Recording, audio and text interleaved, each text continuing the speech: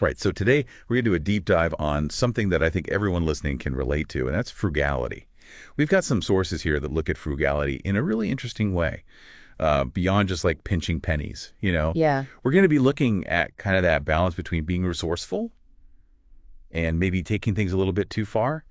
Um, One of the sources actually goes into some pretty wild examples, Yeah. like people who, keep all those little condiment packets from restaurants to make their own DIY sauce collection at home. Oh, wow. I mean, is that ingenious or just like way too far? Really curious what you think as we go through these. Well, it's funny because in a world where prices just seem to keep going up, it seems like everyone's thinking more and more about how to save money. And these sources, they really make you think about that line. When does being frugal cross over into just being cheap? And is there like a hidden cost to these extreme ways of saving? That's such a good question. There's this one concept that I found really interesting in one of the sources. It's this idea of like saving money high. Yeah. Have you ever like felt that? Like you get this like rush of accomplishment when you got a great deal or you figured out a way to spend less? Oh, totally. Yeah, it's like that feeling of security, especially when you feel like everything's kind of uncertain. And it's like that feeling of having a little cushion, a financial cushion can be really powerful. It makes sense why people get so creative with trying to save. Yeah, it really is like a game almost, isn't it? And some people take this game like to a whole other level. One of the sources talked about this person who uses gas station squeegees to wash their car. Wow. Talk about dedication. That's pretty resourceful. But I mean, you got to wonder, is it really worth it? The time and effort to save just a couple bucks? What else could you be doing with that time? Maybe something that could even like earn you money instead. Yeah, that's a great point. That's like the opportunity cost we were talking about. Yeah. One source even mentioned this thing they call the umbrella caper, where they suggested like just grabbing a random umbrella from the lost and found at a library. Hmm. I mean, that seems like kind of crossing a line, don't you think? It's one thing to be thrifty, but taking something that doesn't belong to you is a whole different story. Yeah, definitely. It really raises the question about the ethics of frugality. Like, when does resourcefulness turn into taking advantage? Like, where do we draw that line? It's a slippery slope, for sure. And that's what's so interesting about this whole topic. Frugality at its core is about being mindful Mm. and making the most of what you have. But it can so easily become something else entirely. It's all about finding that balance, right? Absolutely. It's about making choices, understanding what the consequences might be, both good and bad. And that's what we'll be looking at as we go deeper into these sources. So we've had some laughs about those extreme penny pinchers. Yeah. But let's switch gears a bit and talk about some practical and, ethical ways to be frugal. Yeah. What are some of the things that stood out to you in these sources? Well, one of the biggest things that stood out to me was the idea of negotiating prices, especially for those big purchases. Yeah. A lot of people think those prices are set in stone, but you'd be surprised how much wiggle room there often is, whether Yeah. it's a car, an appliance, or even like your insurance. Don't be afraid to ask for a better deal. Yeah, that's a good reminder. It can feel a little intimidating at first, but the potential savings are definitely worth it. Another thing that kept coming up in the sources was cutting unnecessary expenses. Right. It's about really taking a look at where your money's going and figuring out where you can cut back. Are there subscriptions you're not using? Are you eating out more than you can really afford? Those little things can really add up over time. It's crazy how much money can just disappear when you're not paying attention. Speaking of being mindful, these sources also talked a lot about DIY, learning to do simple repairs around the house, basic car maintenance, even making your own cleaning products, can save you a ton of money in the long run. Absolutely. And there's something really satisfying about being more self-sufficient. Plus, it often means less waste, which ties into the whole connection between frugality and sustainability, which we'll be getting into more later in this deep dive. All right, so we've touched on some key points here. The psychology of saving, the potential downsides of extreme frugality, the ethics involved, and some practical tips to get started. What are your initial thoughts? What really stands out to me is that frugality isn't just about pinching pennies. It's about making sure your spending is aligned with your values and making choices that support your well-being overall. I think that's a great takeaway. It's not about deprivation. It's about being intentional and finding that sweet spot where you feel secure financially and fulfilled personally. Exactly. So with that in mind, let's move on to the next part of our deep dive, where we'll explore these concepts even further. Welcome back to our deep dive into the world of frugality. We're just getting started.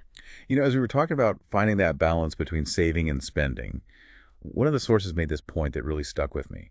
It was this idea of value versus cost. What are your Yeah. thoughts on that? That's a huge distinction. I think a lot of times when we talk about frugality, we get so focused on the price tag. How can we get the absolute lowest cost? But these sources really encourage us to look beyond just the numbers and think about the value we're getting. Does this purchase actually align with our goals, our values, our lifestyle? Is it something that will really make our lives better, or is it just going to end up in a closet somewhere? Yeah, it's so easy to get caught up in that deal mentality.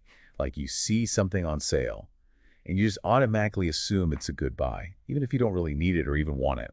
Exactly. That's how consumerism gets us. We're constantly told that we need more stuff to be happy.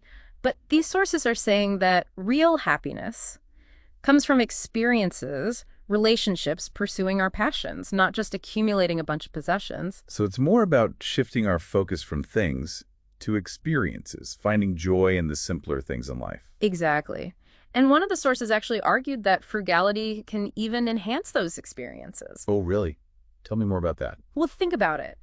When you're not constantly thinking about buying the next thing, you can be more present and appreciate what you already have.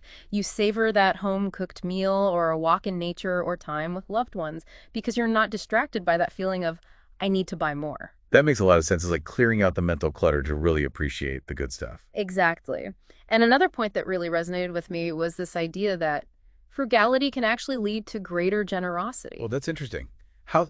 Well, when you're not hoarding resources for yourself, you're more likely to share with others, whether it's donating to a cause you care about, helping out a friend, or just being more generous with your time and energy. It's like frugality creates this ripple effect, Mhm. extending beyond just your own finances to impact your community and the world around you. Exactly. It's about aligning your financial choices with your values and living a life that feels both authentic and fulfilling. And speaking of values, it's important to remember that frugality can look different for different people, right? Oh, absolutely. There's no one-size-fits-all approach. Right. What might be considered frugal for someone in a big city could be totally different for someone in a rural area. Exactly. And different cultures have different ideas about money, too. What might seem extravagant in one culture could be totally normal in another. That's a really important point. We have to be mindful of those cultural and contextual differences.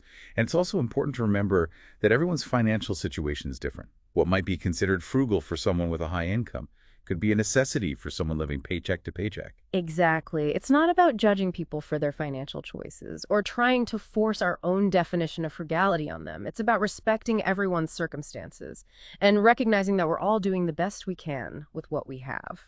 So, as we've seen, frugality is this really complex thing with both personal and societal implications. It's about making choices that align with our values, prioritizing experiences over possessions, and finding joy in the simpler things in life. And it's about recognizing that frugality isn't just about saving money, it's about freeing up resources so we can live more meaningful and fulfilling lives. But how do we actually put these ideas into practice? I think that's what a lot of people are wondering right now. Well, you're in luck, because that's exactly what we're going to explore in the final part of our deep dive. We're going to get practical and talk about some actionable tips and strategies for incorporating frugality into your everyday life. Stay tuned, folks. The best is yet to come. All right, so welcome back to the final part of our deep dive on frugality. We've talked about the mindset, the pitfalls, the bigger picture. Now let's get down to the nitty-gritty. How do we actually do this? Time to put these ideas into action. And one of the most practical things you can do, and this came up a lot in the sources, is to track your spending.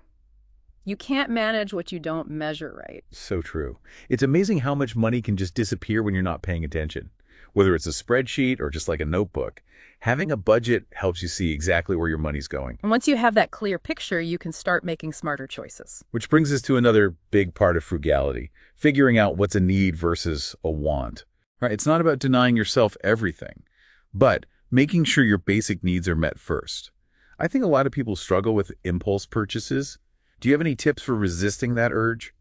Well, one of the sources suggested a really simple strategy: delay gratification. Don't buy it right away. Wait a week or two. If you're still thinking about it, then maybe it's worth considering.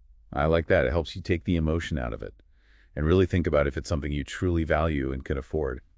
And speaking of values, one source had this interesting idea about fun money.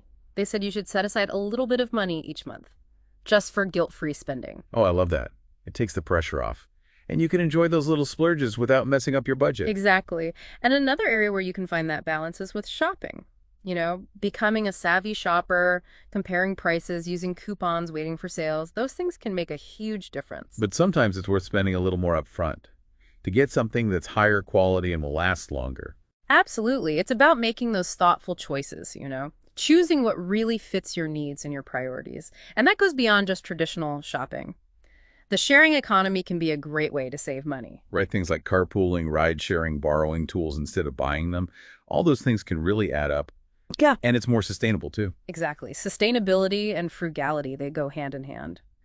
One source talked about the problem of food waste, which is not just bad for your wallet, but also bad for the environment. Yeah, planning your meals, using up leftovers, composting, it all makes a difference. And it's a perfect example of how those small, everyday actions can have a big impact, both on your finances and on the planet.